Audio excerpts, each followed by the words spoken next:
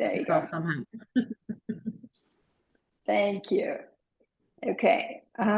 Yes, thank you for joining our FCC Task Force 10th webinar. We have a full agenda, so let's start the webinar on time. If you don't know me, I'm Malati Balasundaram. I'm Stanford neonatologist and one of the task force co-chairs. We will start with a brief overview of FCC task force structure and work, and we have two excellent speakers lined up for today's session. We will introduce them before their presentation. Each webinar will be dedicated to one of the Executive Council family partners, NICU children. And this webinar is dedicated to our speaker, Alex Zavala's NICU children, Mia and Emerson Zavala. Next slide. So I hope you all had a chance to review the NIC Society All-in-Meeting 10-Step Guide, and Morgan will share the link in the chat. So this task force core principle is equal partnership between healthcare professionals and family partners, which is a critical component of delivering family-centered care. So creating an environment where collaboration and shared decision-making thrive. The first step is to break down the hierarchy, to ensure everyone is empowered to contribute, listen, and be heard. During our Executive Council meeting 2 days ago, we agreed on adapting this guide. And as a webinar organizer, we will engage with speakers and participants by their first name and hope to incorporate this in our future webinars and speaker invitation letter as well. Next slide, Morgan. The FCC Task Force core team has 3 co-chairs. Kira and Colby are my partners in crime, and Morgan is a program manager, and she keeps us very well organized. And thank you. And next slide. So we formed this task force by partnering with American Academy of Pediatrics, trainees and early career neonatologists. Then we acquired several organization partnerships, which are listed on this slide. And they are helping us to expand our networking by promoting our webinars on their platform. We are so excited to share that we have a new partnership with 2 organizations, NANT, the National Association of Neonatal Therapists, and OAK for HIE, hypoxic ischemic encephalopathy. And thank you to Sue Ludwig and Betsy Pilon for their partnership. Next slide. We are grateful for 2 small grants from Genentech Pharmaceutical and Prolacta to support the phase 3 QI work. And next slide. And Traeger sponsors this webinar, and their motto is care for babies like never before. And we want to thank them for their sponsorship. Next slide. We have 18 diverse family partners, both birthing and non-birthing, in our Executive Council. They wear multiple hats. Some are small group leaders, and some are speakers and advisors. And we want to thank their commitment and contribution for this task force success. Next slide. So in addition to the large webinars that we offer every other month, we have mentored small group model, which are led by 12 small group leaders. And so they are listed on this slide. And we have a QI mentors and faculty mentors to guide us in this initiative. And thank you for their support. And next slide. We have 3 subcommittees. We have 3 committees and chaired by amazing 3 women neonatologists. And we are working on recruiting a family partners to join them as a co-chair. Next slide. We have expanded to 600 plus individuals in 16 months time period, representing over 230 NICUs from 36 states and 14 countries. So we are committed to learning more about family-centered care. Follow us on Twitter, and we have several resources on our website, so check it out. Next slide. So if you are new to Task Force and missed the past webinars, want to have all webinar recordings on your fingertips, this link is for you. If you are working on forming a family advisory council, don't know where to start, the September 2022 webinar has a great resources which are listed on our website. Morgan will post this link in the chat. Next slide. As I mentioned, we have 600 plus members in our community, and everyone is at different level of FCC practices. We want to learn from each other. So we ask you to participate in a monthly 1-question survey to hear your thoughts on multiple topics and practices. This will allow us to systematically address questions that come through the listserv and capture information. And small group centers shared their barriers to forming a family-centered care committee. Lack of staff time was a top barrier. So some of you have a well-established family-centered care committee, and could you share your thoughts on overcoming the lack of staff time barrier? So we can collate the responses and share with our members. So Morgan will share the link in the chat. So just take a few minutes of your time to provide your thoughts. Next slide. So we have 25 centers working hard to improve their family-centered care practices in our small group, and we plan to highlight center successes on the webinar and newsletter. We highlighted in the newsletter Dr. Rafi Mendelssohn's work and Tel Aviv Medical Center in Israel. It was amazing to see their centers, FCC progress in such a short time, and congratulations to Rafi and his team. Next slide. So we just wanted to share the abstract submission for the Grievance Conference is due soon. It's October 1st. And so if you are working on a family-centered care related activities or family developmental care activities, this is a platform for you to share your work. And so Morgan will share the link for you to submit your abstract. Next slide. So with that, I will hand it over to Colby to introduce our speaker, Karel O'Brien. Thank you. Hey everybody, I'm excited to get to introduce Karel. Karel O'Brien's a neonatologist at Mount Sinai Hospital and professor of pediatrics at the University of Toronto. She's a clinical teacher and neonatologist at a very busy perinatal center that specializes in fetal diagnosis and therapy and also works in follow-up clinic. Karel's been instrumental in the development of family integrated care and has continued to grow this program of research and implementation. She's passionate about the importance of including families in the care of their infants, and her motto is to be the change you wish to see. Thank you, Karel. Hi, everybody. I'm just going to share my screen. Is that okay? Okay, good. Perfect. Thank you for inviting me to speak to this task force. It's really a great opportunity, and I'm really impressed with the work that you've all been doing, and I hope I can continue to participate a little as we move to the future. So I was asked to speak today about family integrated care, where we are now. So I developed some learning objectives for the talk today to understand. I want you to leave here being able to understand the essential components of family integrated care, to understand the long-term impact of family integrated care on infant and family health, and to identify the steps involved in the dissemination of this knowledge and opportunities in medical practice to support further parent engagement in care. So where did my journey begin? Well, I was invited to visit a unit in Estonia in 2010.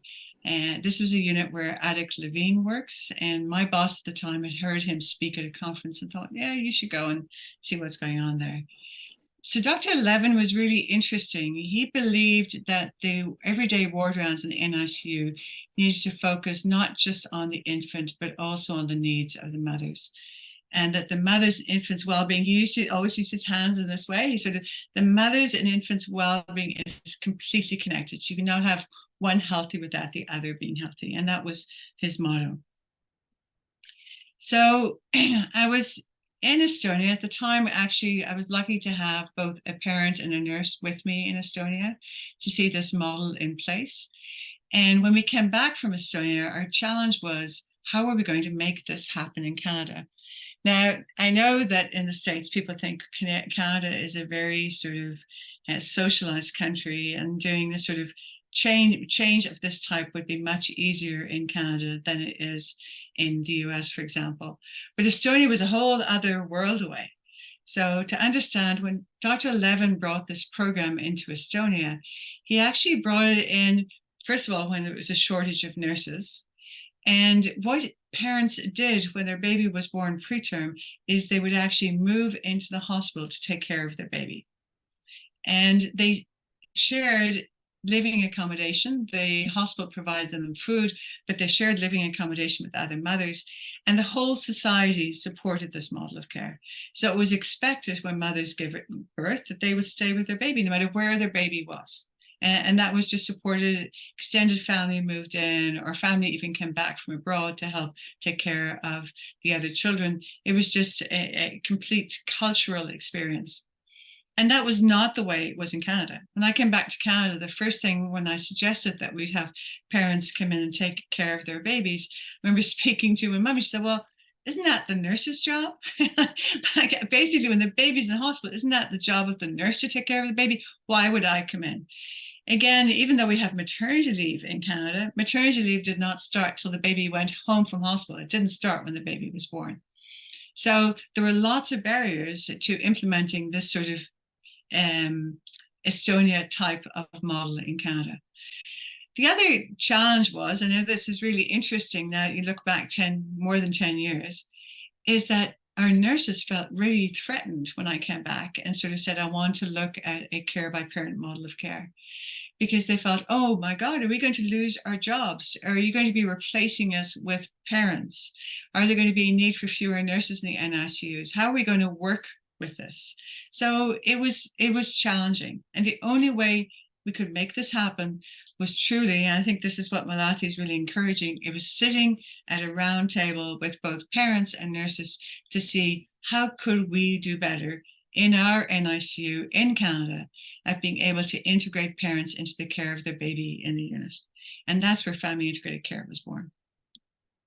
So here is a very simple model of family integrated care. And as you can see, it was built on the principles of family-centered care. So everything you hear about family-centered care, family integrated care was just really operationalizing those principles in our NICU so that we could actually integrate parents into the care of their infants. And what we found that to integrate those principles required parent education support, staff education support, environmental supports, and psychosocial supports. And I will talk to you more about that as we go through the talk today. Now, what's interesting is that FICARE is a model of parent-partnered neonatal care. So it's illustrated here. It's much different than what we call parent-delivered interventions. So it's much different than just providing developmentally supportive care or talking or reading, singing programs or massage. Those can all be part of models of parent-partnered care, but the principle is different. This is parent-partnered care, and you can actually integrate those other things inside there. Similarly, it's not these are not just parent support interventions. They're part of what you do in family integrated care, but they're not the whole picture. They're just part of it. So parents, parent clinician communication, parent psychological support are parts of, definitely components of family integrated care, but they're not the whole. And the reason is that the big question was, what do we need to do to support parents to be with their babies and to be able to be integrated in care? And that's what the model was built around. So the philosophy of family integrated care is that the ideal healing environment for an infant is in the arms of their parents. The parents should be recognized as collaborators in their infant's care, not just observers. And the parents have an important and unique role in decision-making about their infant. So these are not really that different. These, again, are all based on these principles of family-centered care.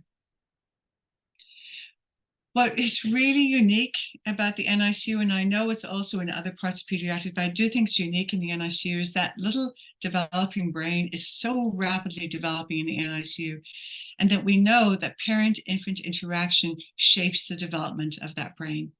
We knew from Harlow's experiments that it's not just okay to have food being provided through a bottle to actually nurture the developing infant, that you need actually to have a parental presence.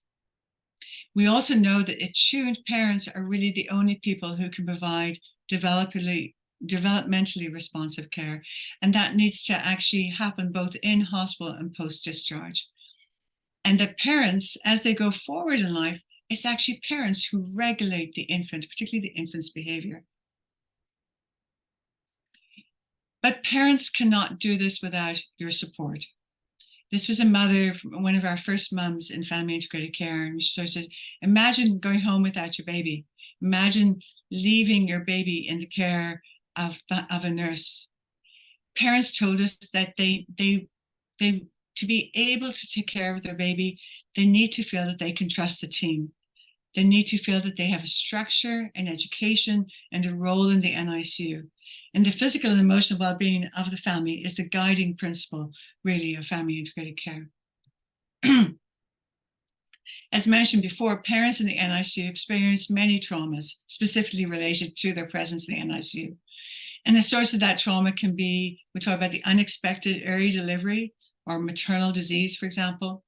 Seeing the baby for the first time in the NICU, that sort of seeing the baby in the isolette and that sort of medicalized infant, that was not what they dreamed of when they're going to have a newborn. Witnessing other infants go through similar experiences, or other parents go through similar experiences, and continuously receiving bad news. So all of these are traumas that happen in the NICU. So, you know, if you're in a road traffic accident or you fall down the stairs, it's a single trauma. In the NICU, there's the multiple traumas. You have the first time you see the baby, the first time you hear about the PDA, the first time you hear about an IVH, the first time you hear about chronic lung disease. So it's trauma after trauma after trauma. Parents in the NICU can suffer because of these traumas, and they also suffer because of stress and separation from their baby. We know it's not good for the mother to be separated, and they also have an increased risk of depression and anxiety. And remember that parents' emotional state, both in the NICU and beyond discharge, really impacts their ability to be able to respond to the cues of their infant, and that really has a long-term impact on the family and the infant behavior.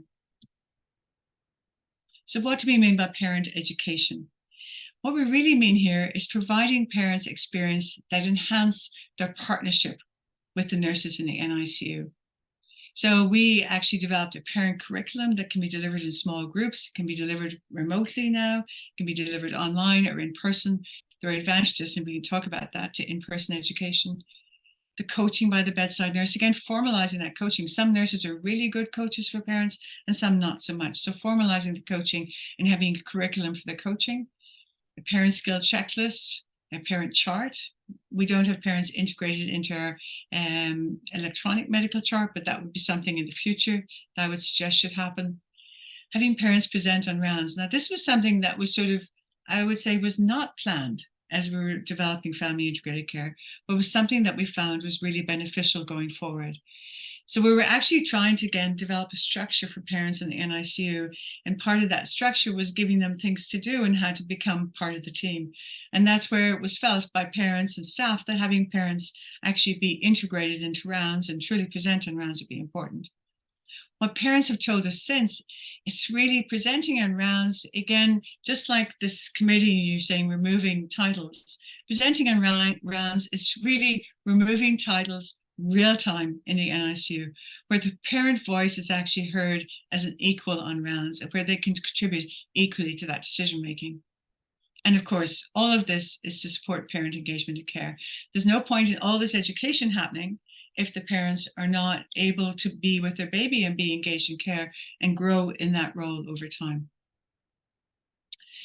So what do we mean by staff education, and why do we think that staff needed additional support to be able to support this model of care? Well, what we learned actually was there are a lot of staff liked to work in their own sort of environment, in some ways semi-locked away from the parents. They had a schedule of things they wanted to do on their own schedule, and in fact did not see that taking care of parents or growing parents was really part of the role. So first of all, we actually had to convince our staff that this was part of our role, and that required education of staff and explain why this might be important. But we also found that our staff sometimes, because they had been brought up in being intensive care nurses, some of them did not excel in the skills of communicating with families or being able to be educators of parents at the bedside. So that was the second piece that we really had to teach our staff, how to communicate with families and how to be educators rather than just providers of care. But the other thing and to do that in one way, you see here what we did was we actually brought parents and families to actually be part of our education of our orientation of new nurses, our education of nurses who are coming to work in the NICU. and that the parents are invited to be members of those interdisciplinary teams. We haven't gone as far as inviting them to participate in hiring committees, but that would be our future. We also have our parents actually participate in teaching our medical students and our residents and our fellows before they come to the NICU. The last part in this slide was administrative leadership and commitment with expectations around staff behavior. So this is something I think that's still ongoing in our unit and certainly has been a challenge post-COVID. But the expectation that when you're looking for new nurses to come in the NICU, you want nurses who actually want to support families and who believe in family integrated care, not just nurses who want to do intensive care. So it's a really important piece of the hiring. So this is probably self-explanatory. To have families be present in the NICU, you have to make it a comfortable environment where they're present for long periods of time. What I want to point out here is that environmental is not just referring to the physical environment, but also to unit practices and policies and culture. And this has been, of course, a challenge during COVID and the recovery post-COVID too. I want to also highlight that single rooms are not necessary for family integrated care to be implemented. You just have to look at the environment and see what are the ways that you can facilitate parental presence. It doesn't require, the walls do not make family integrated care happen. Another unique part of family integrated care was that parents told us that they learned about 50% of what they learned about taking care of their baby was from the nurses, and 50% they learned from other parents. And the question was in our unit how to facilitate that. I grew up in an NICU, or I grew up as a neonatologist in an NICU, where the nurses were always worried if the parents were talking to each other in the corridors because they were worried that they were saying something bad about the nurses. So we again had to change that and go, no, parents actually are supporting each other. They rarely criticize the nursing staff or the medical staff taking care of them. And we need to grow that community so that parents have peer-to-peer support. A way of doing that was through peer-to-peer support through the parent education sessions, which used to be in person all the time. We have a veteran parent support or parent buddy program at Mount Sinai that we sort of basically used to actually help this. We also had just group support or one-on-one support. So whether it be social worker, for many units, they do not have the ability of a social worker, or the availability of a social worker to provide one-on-one support, but they may be able to provide group support. And some units do not have social worker or psychologist and use a midwife to provide that support. So I'm always asked, you know, is it very stressful? You're asking a lot of these parents to be engaged in care. What do you mean? And I have to always remind people, this is not something that happens in one first time in the NICU. This is something that we want parents to grow to over time. As shown in the staircase, your parents who end up who are not present, that you do not want to happen. You want to get parents up onto the first step of that ladder as soon as the baby's admitted to the NICU, that they know that they have a role with their baby and that they can be present very much from the outset. And then we move them up the ladder to the point where they can be an advocate for their baby. And this is a schema developed by Linda Frank, and she used it for talking about pain.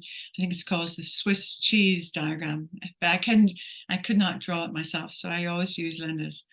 But it talks about the three barriers here are parental beliefs, information system, and parent-infant engagement in care, parent-infant engagement.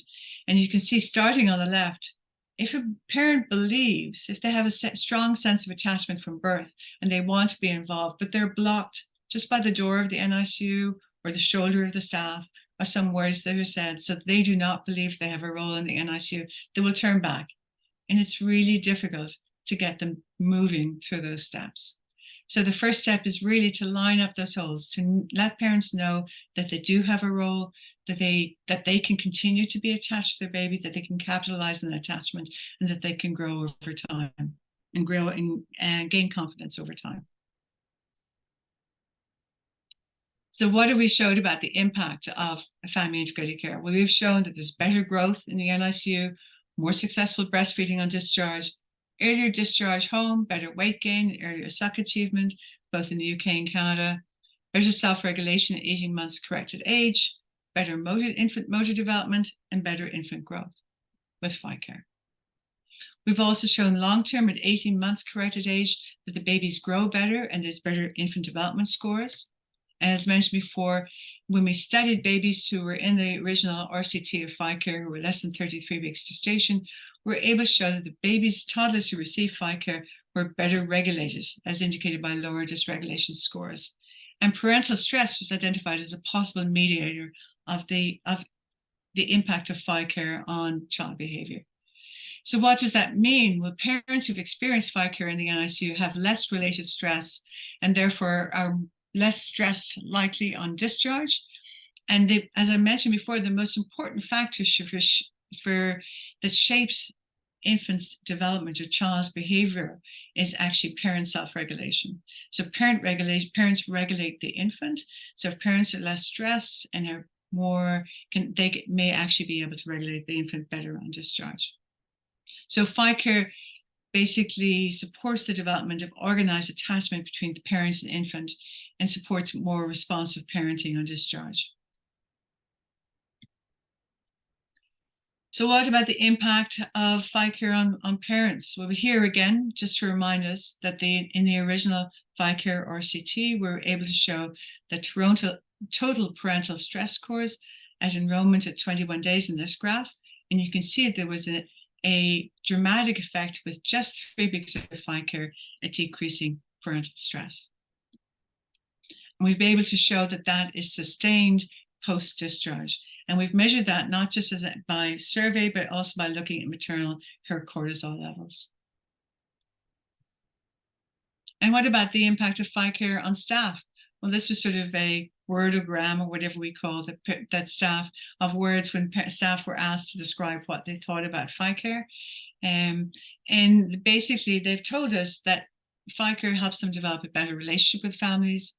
That is really satisfying to see parents growing in their competency and communicating better with staff and taking care of their infants. Here's a quote from one of the nurses. This was in Australia. "I feel that my workload was lessened by having parents in the FICARE program. Although the tasks are small that the FICARE parents do, they're quite time consuming. I also really like the amount of knowledge the parents had about their babies. That was much improved or greatly increased compared to other families." So why might FICARE be important in the long term? Well, preterm infants often have subtle challenges with learning, communication, and behavior.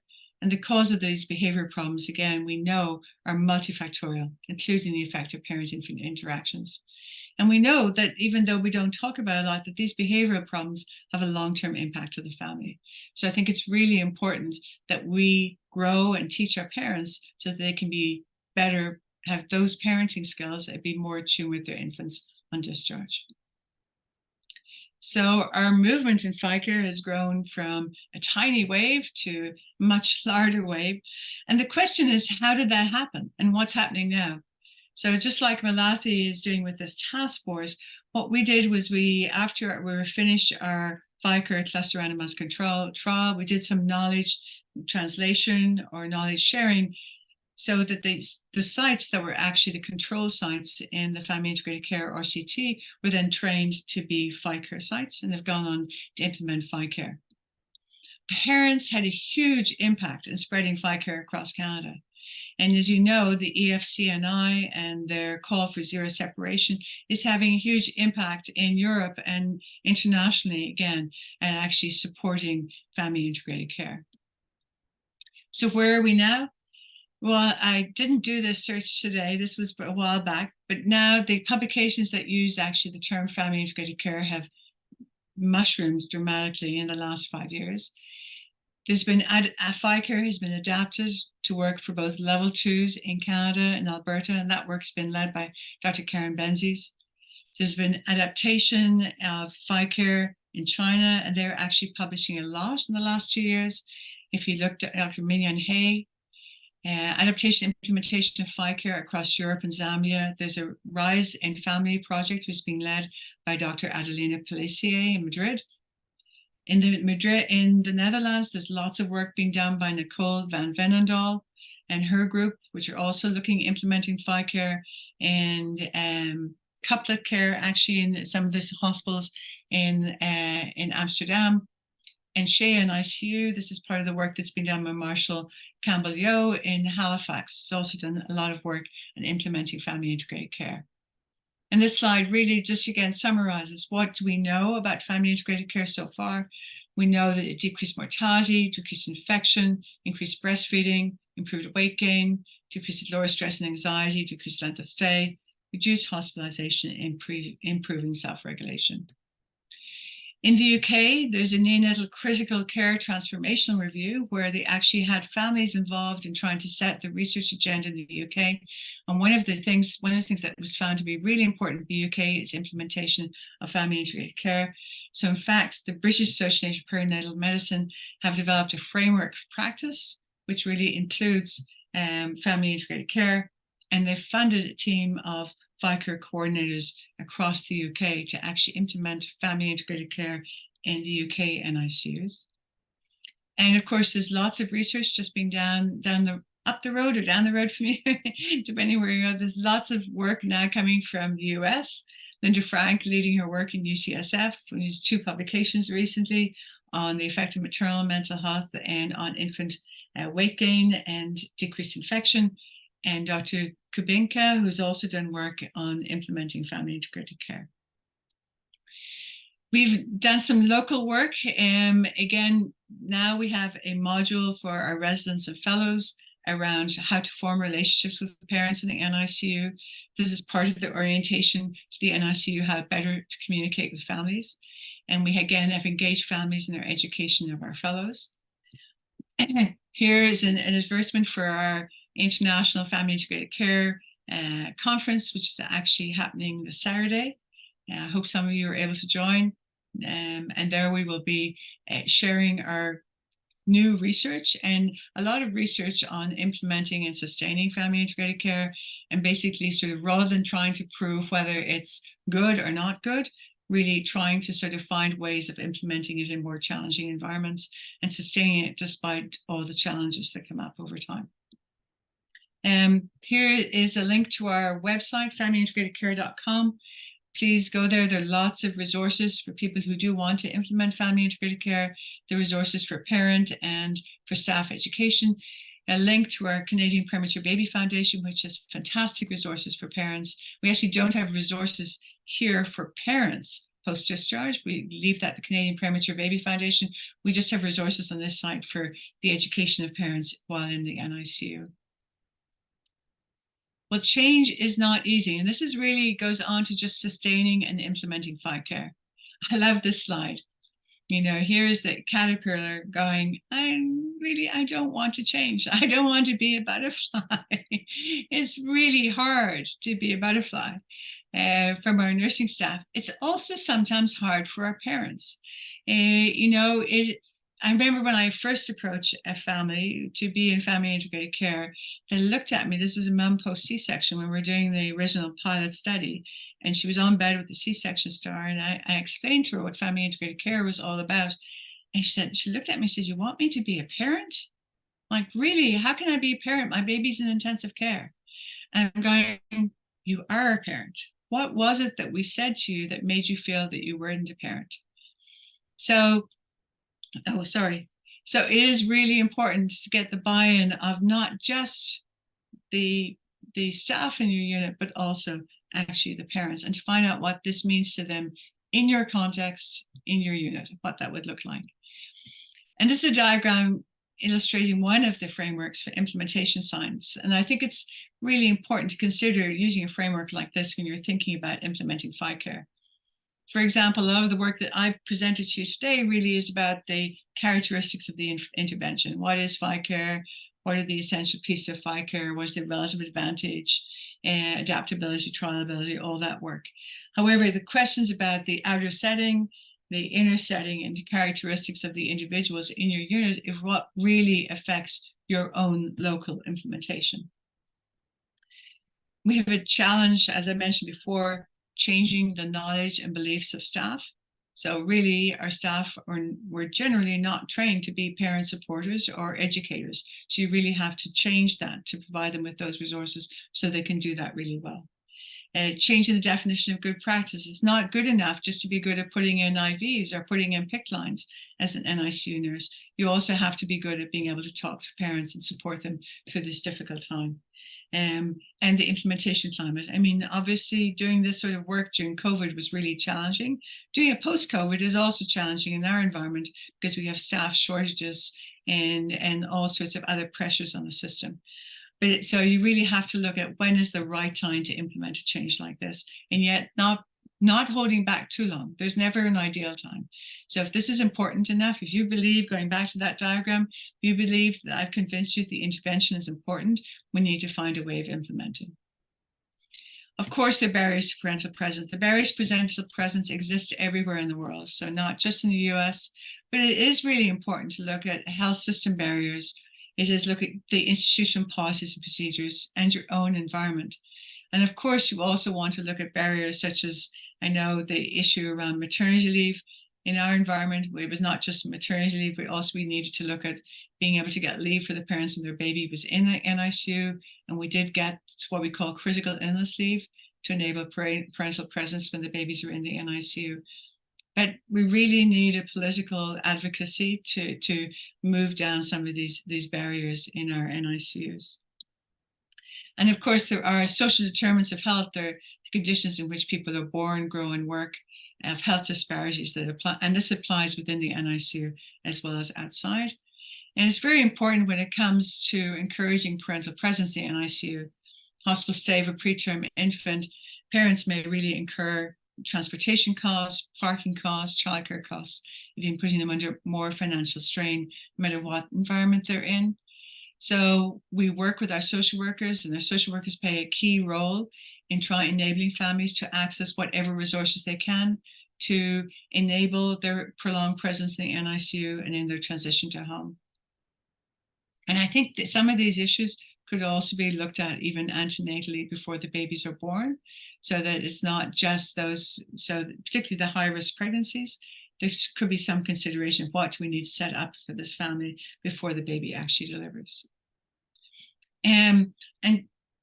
And culture is described as a jointly held characteristics, values, and thinking of people.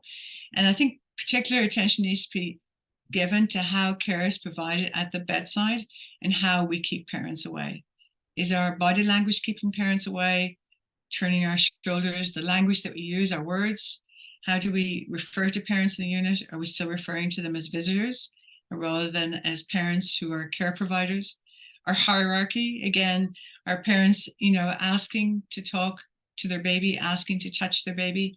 And is that necessary in all scenarios? Or can parents be given a level of autonomy when they're at the bedside, when they reach a certain learning?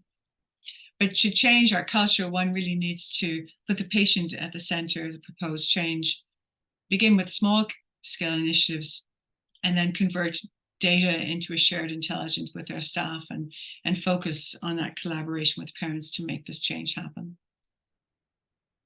And importantly, each family in the NICU has a unique journey, and not all will be able to be with their babies for long periods of time. So our motto is, make every hour count. We have families in our NICU where the father is running the car downstairs outside the unit, and while mum is upstairs delivering milk, just going to spend an hour with the baby.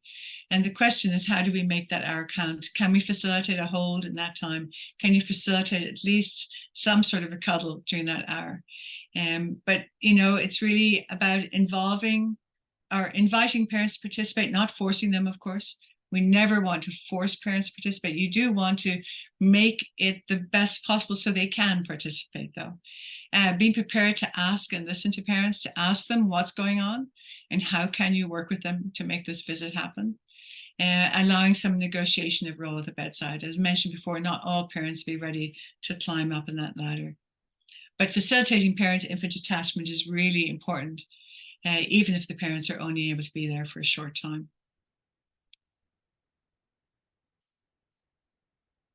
So I know we started a little bit later, I think, than I anticipated. So I had 40 minutes talk, Morgan.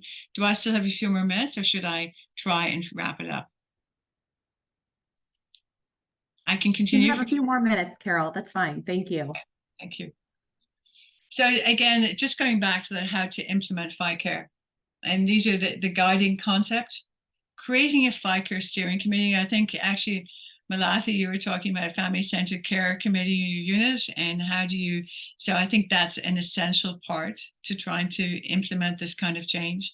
You do need to have a family-centered care committee, but I would argue that it's not really a family-centered care committee unless you've got parents on the committee and making that happen.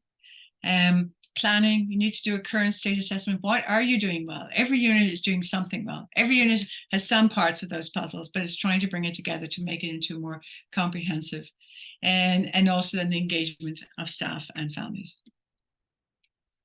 This was huge for me. This was huge. This is looks at all the questions staff had about this. You know, how will this affect my work? Nobody will change unless they think it's going to make their work better. So they actually have to learn how this will make their work better. They also have to learn that it will not increase the risk of liabilities. It will not increase the stress of nurses. It doesn't need to increase their discomfort, and they need to understand why we're doing it, and then the rest of the things will fall into place. But you do have to spend time with your staff discussing all of these issues and making sure how that works in your environment. Parents, and this was lovely work that we did with a group of parents trying to identify when were the critical times for parents in our NICU. And they sort of told us, for example, the first few hours of delivery was critical. And we weren't always doing a great job at that because the baby was being whisked from the delivery room up to the NICU on a different floor. So again, those are things, if you go through a map like this with families, you maybe be able to identify critical points where you may be able to have a very small and very effective intervention that will make parents feel more part of the unit and greater engagement. And these are the sort of communication with families. This is really important to get across, that you need to understand that families need to have a voice to speak up. You need to understand the small gestures of empowerment. That doesn't, as I said, you don't have to have walls or single rooms. There's small gestures of empowerment in the NICU, and use strategies for engagement. This was support parent learning and sustaining FICARE. And this was again, we were getting buy-in from everybody in our unit. It's really important to just emphasize how people will forget what you said, people will forget what you did, but people will never forget how you made them feel in the NICU. And truly, this is often families' first engagement with the healthcare system, and what we do and how we nurture families in the NICU really projects their lifelong journey into the healthcare system. This was, people may be familiar with Fabiana. This was her quote when she left the NICU.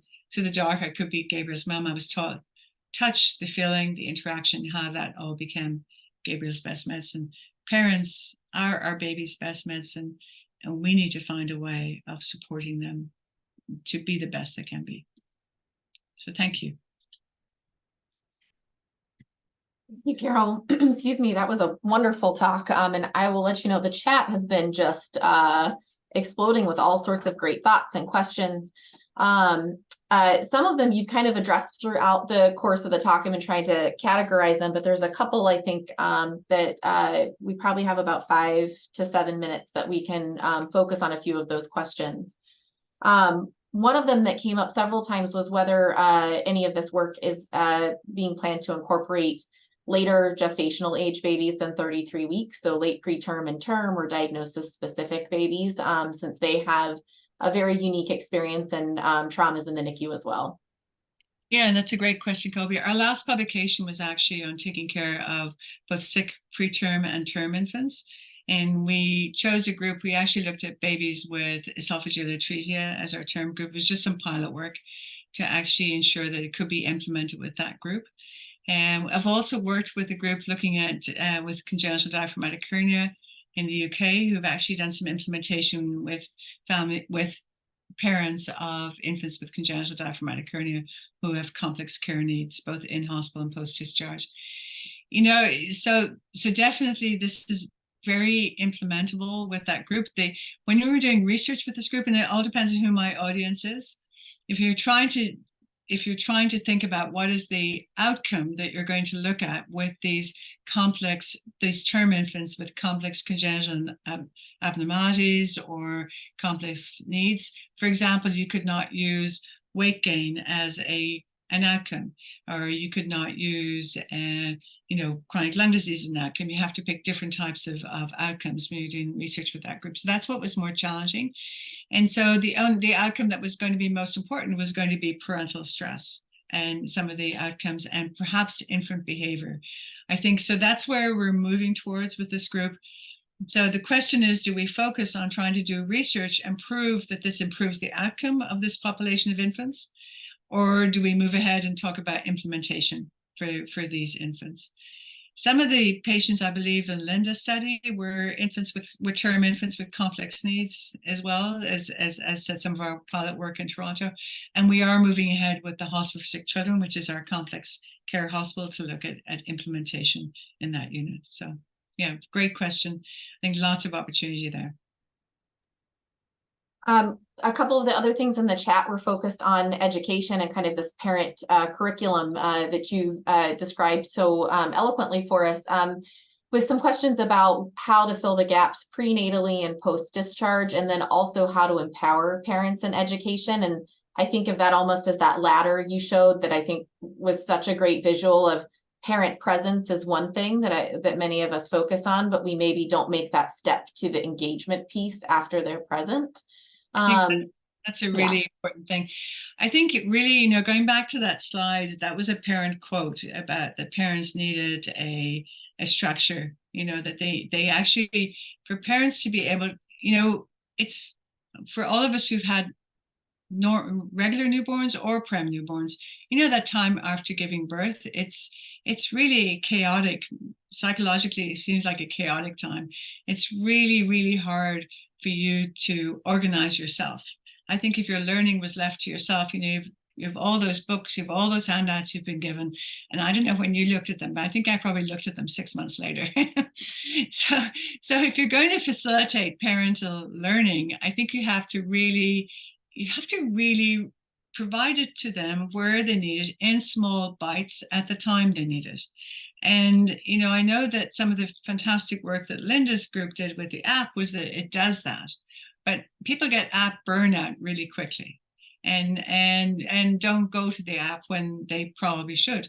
So what we did instead was we created this education sessions, and there's you don't need to learn a lot in each of those sessions. The actual the learning objective of that session is probably one sentence. The rest of it is peer support.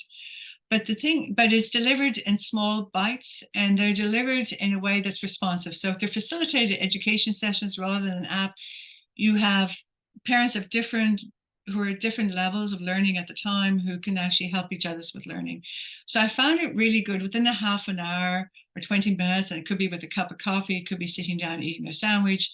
It was just a focused time that it's kind of like, this is my meditation time, or this is my 20 minutes that I can sit with this group and I can learn one thing that I take away. So I think that's really helpful. So that's one way of doing it. I think, with Zoom meetings, we've been able to do some of that work now remotely rather than in person, but still through a real live interaction with a real person. I think that's helpful rather than reading a handout. I think the other thing is facilitating that parent buddy or peer support. There could be a lot of learning done in that way, but it's a real challenge. That your brain is reeling, I think, as a mom of newborns, and it's hard to know how much you can take in in small bites so that you do get that confidence. Being present on rounds, or just one last thing is that being present on rounds was so powerful, as a learning tool and moving parents up that ladder. And I said it wasn't expected. That was sort of something that was unexpected that happened in our study.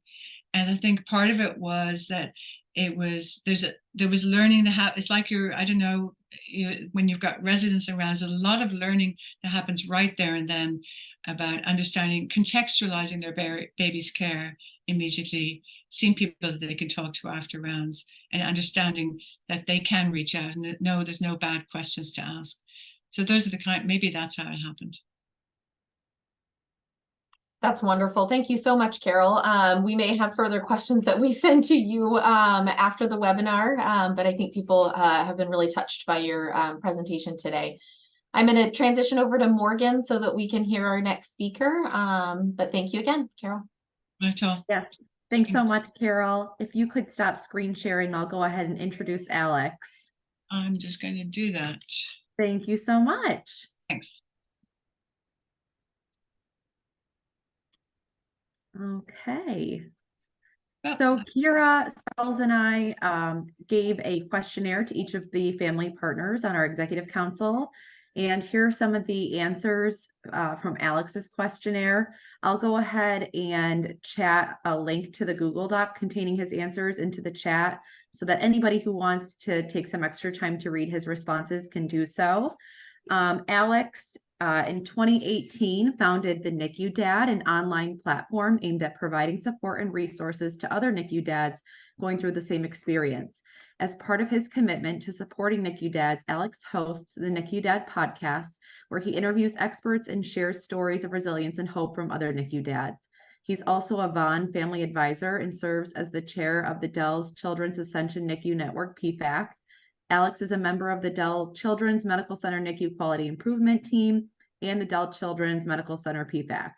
He brings unique perspective as a NICU dad to these roles, advocating for improvements in care and support for families. Alex is also a NICU dad peer-to-peer mentor, providing emotional support and guidance to other NICU dads. Through his work, Alex is making meaningful impact on the lives of NICU dads, helping them navigate the challenges and find hope in difficult times. And I have to say, Alex, sharing your presentation with my husband last night, he was like, wow, I would have totally benefited from this 5-6 years ago. I wish that he had been doing this when we were going through this. So with that, Alex, I'll let you take it away. All right. Well, thanks for having me. I am Alex Zavala, and I am going to be talking about disparities in family-centered care, but from a NICU dad's perspective. And I just want to warn that some of the photos might be a little triggering. And also, too, when we talk about NICU dads, we're also talking about NICU, about non-birthing parents also. But just for me, I'm a NICU dad, so I keep it on that perspective. All right, next slide. So in December of 2012, we found out we were pregnant. We were a high-risk pregnancy due to the fact that 9 years earlier, our oldest, my stepdaughter, was born at 30 weeks. She weighed 3 pounds, 6 ounces. We were doing everything we could to try to go full term. We were seeing specialists and having so many ultrasounds. We actually joked that we had more pictures of our baby before she was even born than most people have of their 1-year-olds. We even did progesterone shots, which that was an ordeal within itself. There was tons of bruising and so many tears. My wife actually had a hard time also. But when we finally hit 27 weeks on a Thursday, we went to our doctor and we had an FFN test. Our doctor told us we had a 2-week window of not having a baby. Once again, that was Thursday. Next slide. The following Monday morning, my wife went to work. I dropped our daughter off at grandma's so I could go to work also. And at 9 a.m., my wife called. She was crying hysterically. I couldn't understand what she was saying. The only thing I could make out was that her water broke. Then the phone went dead. Luckily, her coworker, who was a family friend, called back and told me that her water broke and an ambulance was coming to take her to the hospital. I thought we lost our baby. We were barely at 27 weeks. I was 45 minutes away from the hospital, but I made the trip in about 20 minutes. That car ride was one filled with tears, promises, deals with God to please not let me lose my family. I arrived at the hospital, and it was like a scene from a movie. The car comes screeching in, me jumping out, running through the hospital, trying to find my wife. I get to labor and delivery and find out that they were trying to keep the baby from coming. But she was breached and in distress. We had to have an emergency C-section. Next slide. Around noon, our baby was born at 27 weeks. She weighed 2 pounds, 5 ounces. They took our daughter to the NICU while they worked on my wife. She was not doing well. While my wife was recovering, I went to the NICU to see our daughter. I would take pictures and try to share with my wife since she was not able to see our daughter. And then I would go back and forth from my daughter to my wife, trying to be at both places at the same time. This was the beginning of what I call the NICU Dad Shuffle. Within 2 hours of being born, our baby was transported to another hospital with a level 4 NICU. I was asked if I wanted to follow the ambulance to the hospital. I couldn't believe it, but I said no. I couldn't. My wife didn't have anything with her. I had to make sure that she had everything she needed. I had to also go home and make sure everything was taken care of there, check on our pets. Then I had to also check on our oldest daughter, who was still at grandma's, and explain to her what was happening, and also let her know that she was now going to have to stay there for a while. Next slide.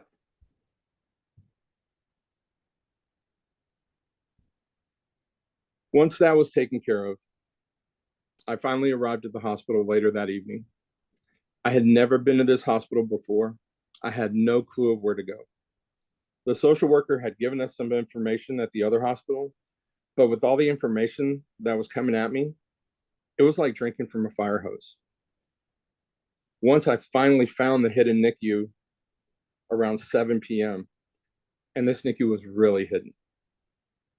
We would spend 67 days in the NICU, and most of my days consisted of going to the NICU first thing in the morning, then going to work, then coming back to the NICU, and finally going home, and repeat it all again the next day, and again the next day, and again the next day. Next slide. When we finally were able to bring our baby home, things didn't end there. It was a series of doctor's visits, more doctor's visits, evaluations and therapies, both physical and occupational, and most were actually done at our home. We had so many appointments, so many therapies that I basically had to stop working and become a stay-at-home dad. We would social distance for an entire year while our daughter's immune system got stronger. We weren't risking any chance of her having to go back to the hospital. Next slide. With our NICU stay and our year of social distancing, one of the biggest things that took a toll was my health. I had never been more stressed in my life. I went through the trauma of the NICU, and my stress actually doubled when we brought our baby home. There was no NICU staff to turn to. Everyone was counting on me. And during that entire time, from our NICU stay, that year of social distancing, I would gain almost 100 pounds. I was diagnosed with high blood pressure, hypertension, type 2 diabetes. I had been taking care of everyone and everything else. I left absolutely nothing for myself. I had zero self-care. How does this happen? No one was checking on me. There were no medical checkups. I wasn't filling out any forms, asking if I had any of these symptoms, or if I was even coping well. Next slide.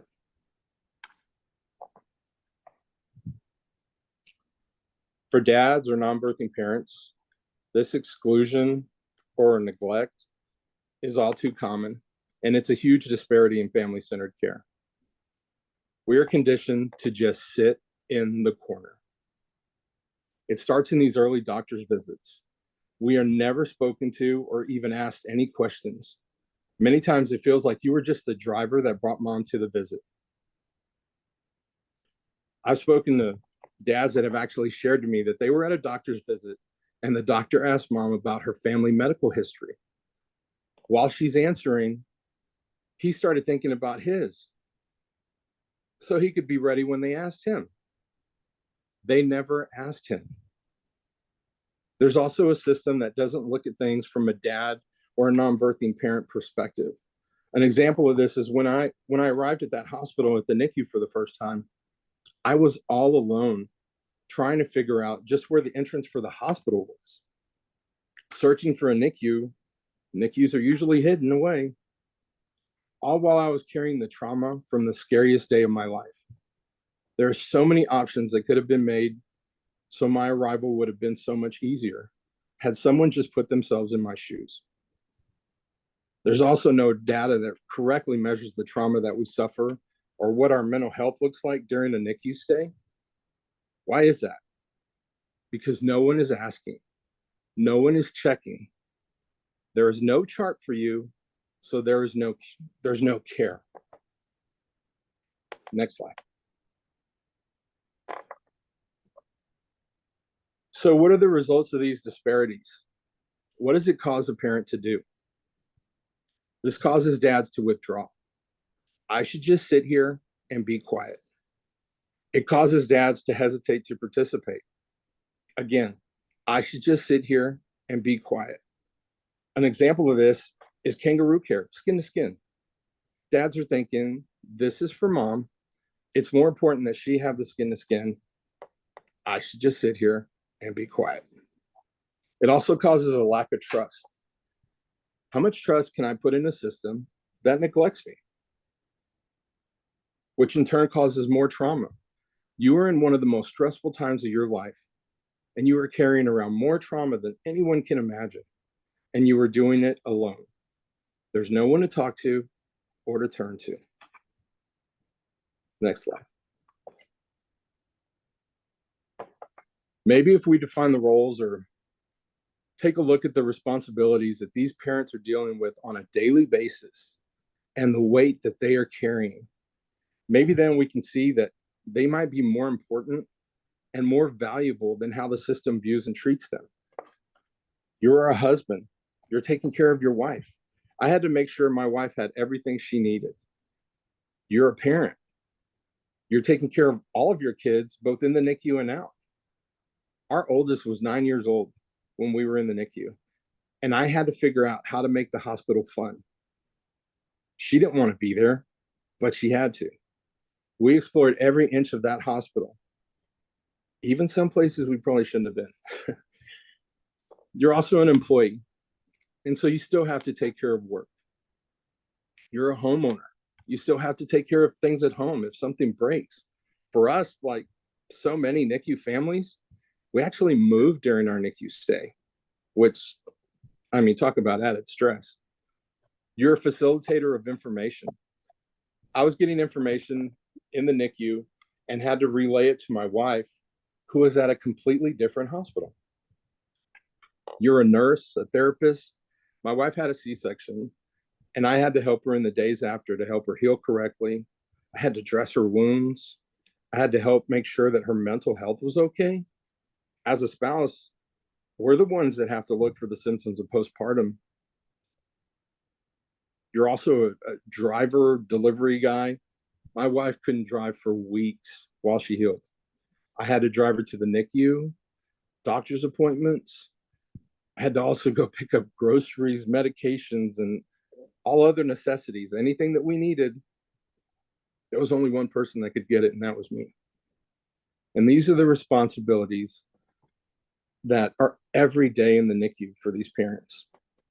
You have to figure out how to take care of everything and everyone every day, all the while walking in your trauma. Next slide.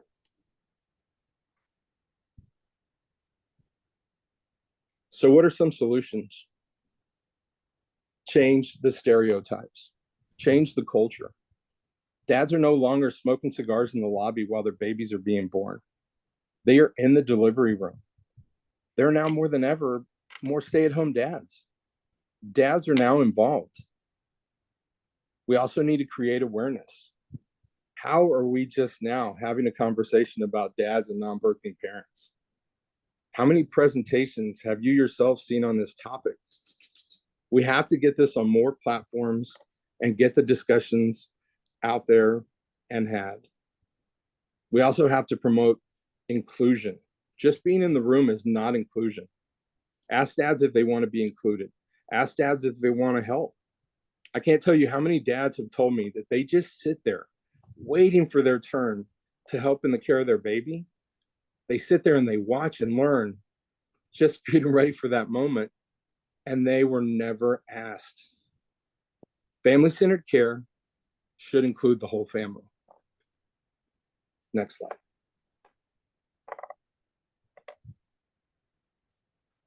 Once we get through these disparities, then maybe we can actually start talking about the real help that NICU dads need. Some of these are focusing on self-care while in the NICU, both mentally and physically, like getting exercise and good nutrition, and also counseling. Helping them focus on getting in the absolute best shape, both mentally and physically, to prepare them for when they do take their babies home, and everyone will be leaning on them to be the best version of themselves when everyone is going to be counting on them. And lastly, and most importantly, peer-to-peer mentoring, which I feel is the absolute number one thing for dads in the NICU. Next slide.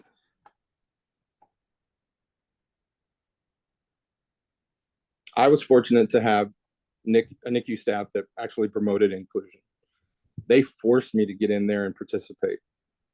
And the support that we received in the NICU was just so amazing that we were compelled to return the favor.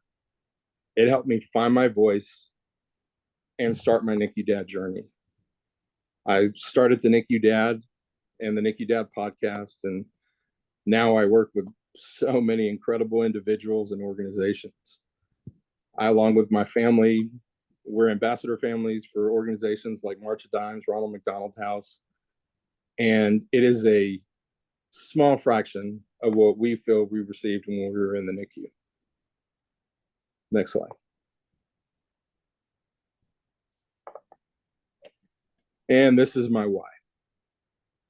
My 19-year-old 30-weeker, who is barely 5 foot tall, and our 10-year-old 27-weeker, who we just found out should be 5'8" when it's all said and done.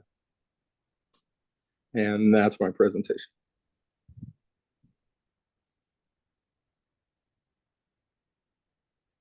Thank you so much, Alex. I think I speak for a lot of us when I say that that was incredibly powerful and so very touching. I'd really like to get you a copy of our chat once our webinar comes to a close, because there are so many just resounding yeses coming from this community on your presentation. We don't have really any questions. It's more just praise. Yeah, very, very powerful story. Amazing story. Fantastic, Alex. That was so powerful. Thank you. Absolutely touched by your voice. I am in tears. A lot of really, really lovely comments here. Does anybody have any questions for Alex before we wrap up and discuss our future webinars? I can ask. Hi, Alex. This is Malati. Thank you for sharing your story. And no, it's always hard to share in front of everyone. And thank you for your brave and courage. And I have a question about, sometimes we have a different cultural background, families. Some non-birthing partners, they are not really into skin-to-skin care. They think that's only the female is the female one provides the skin-to-skin care. They are not really buying in. So do you have any advice for those partners when they come in with that background, and any advice that you can offer for those? My advice to those is, one, speak with the parent, the non-birthing parent, the dad, feel what they're comfortable with, and see if it's just something where it's actually something that they don't feel they can do, as opposed to just something that I don't feel comfortable just because I don't know exactly what the expectations are. I'm not educated enough on how this is going to work.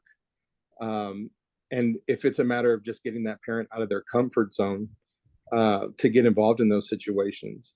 And, if it is a cultural thing that's not allowed or, frowned upon or anything like that, there are other things that we could look at doing that, might be equally beneficial. But for me, the biggest thing is having those conversations, talking to that parent.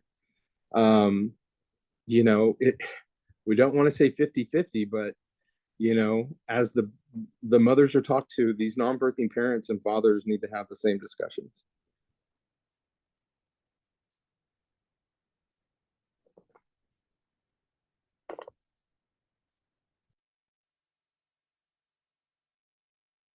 Alex, can I speak? Yes, of Hello. course. Yes, hi. I'm obviously a male physician, a male neonatologist, and a father, and I've been profoundly moved by what you had to say. And I just want to thank you. I work at Dell Children's, which is related to the system that you had your baby in, and it will change the way I take care of fathers. And it occurs to me, for example, that we've recently acquired, clinical psychologists and psychologists and psychiatrists to take care of mothers. And I don't think it's ever occurred to me once to even use those services that we have to inquire about the mental health or the emotional health of a father. And that will be certainly one thing that I think I will be changing a lot, because we see them in grief, and you're quite right, we don't reach out enough. So thank you again. I just wanted to be a male voice. Thank you for that. Thank you.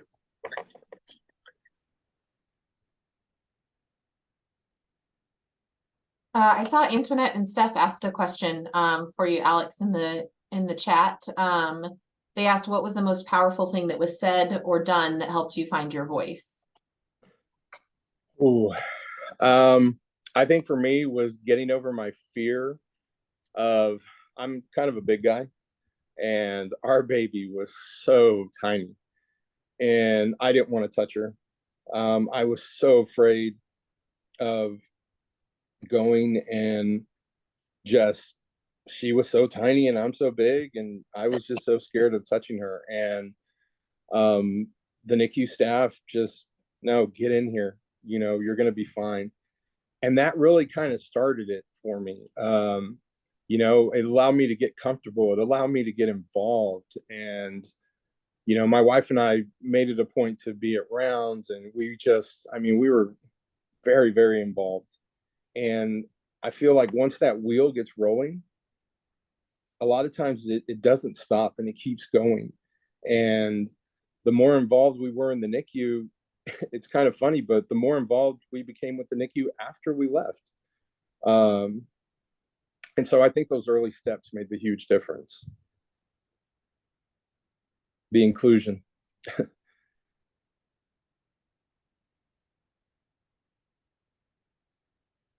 There's a hand raised here, and I don't know if I'm pronouncing your name. It's Marcha, is that right? So please go ahead and ask your question. Hi, sorry guys, do you hear me? Yes, Yes. we can hear you.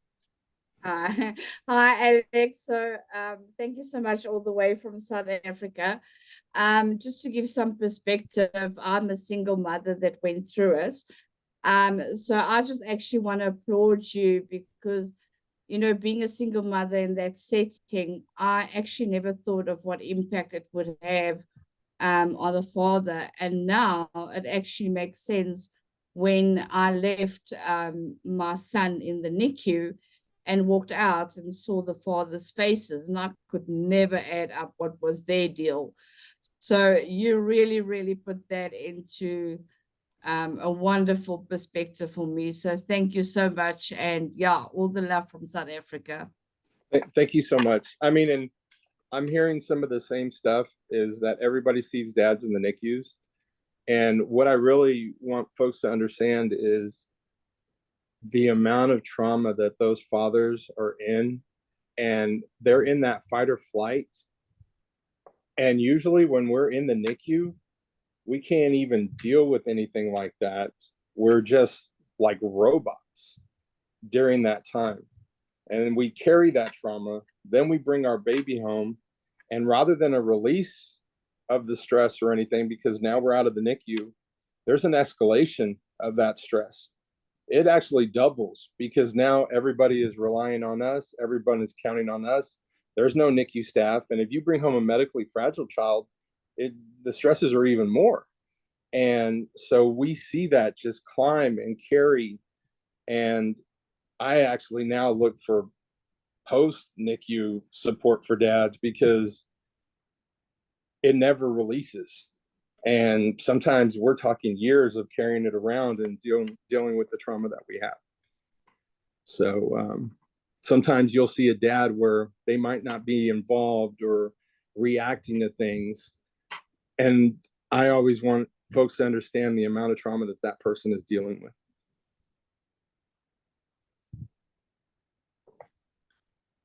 Hi, Alex. I have a personal question. Can you hear me? Sorry. Yes. Okay, sorry. I know that everybody processes trauma and heals differently from one another. This is, again, kind of a personal question. What is your first baseline when approaching a new client or a new dad in the NICU or fresh out of the NICU, so to speak? How would you ask, or how would you begin to help them process their trauma? Do you suggest something that's similar, like, that helped you in that situation? Or is it like... That's a great question. That's a great question. So I host, in the past before COVID, I was hosting monthly NICU dad groups in a couple of NICUs, and I'm a peer-to-peer mentor to a bunch of dads. And what I look at actually is the first few days. If it's a dad that's only in the NICU for 2 or 3 days, and this is just what I do and my personal experience on what works for me. If it's a dad that's going to be in the NICU for 2 or 3 days, and let's say we were at a dad's group and had all these people in a room, that dad I might not approach because he's just so focused on getting out of the NICU. And 2 or 3 days, he'll be fine. It's the dads that have been in there for weeks, months, years. And those are the ones that I talk to and approach and just see where they're at. And really what I have found is the time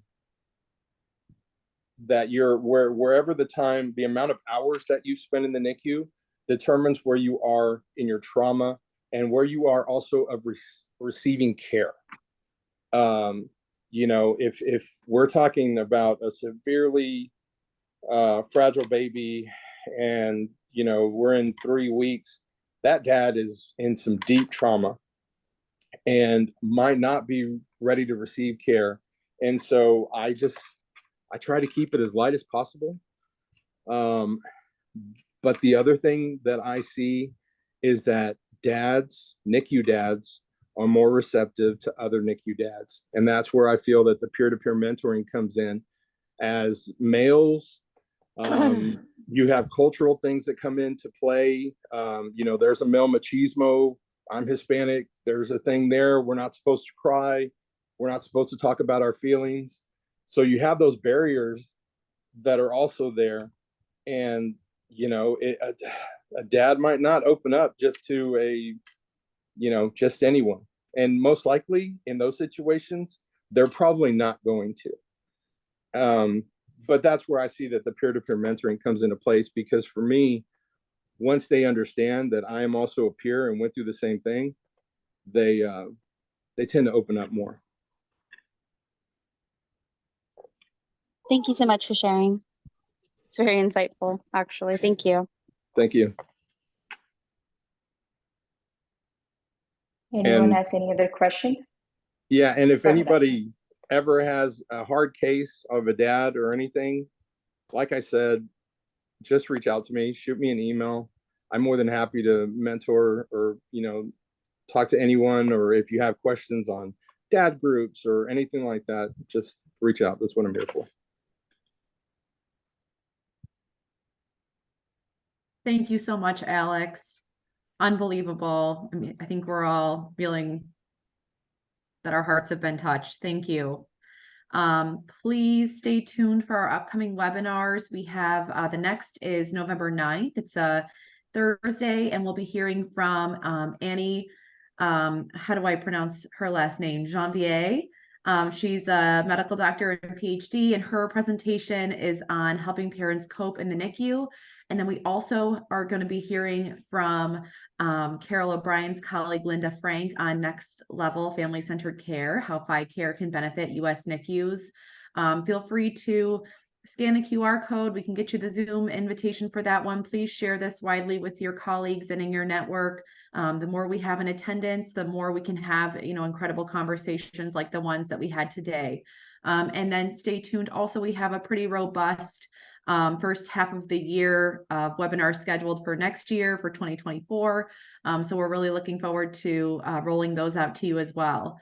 Thank you all so very much for your time today. This has been such a wonderful discussion, and I think everybody can walk away from this having learned something very important. So thank you again, and we'll see you in November. Thank you, everyone. See you later.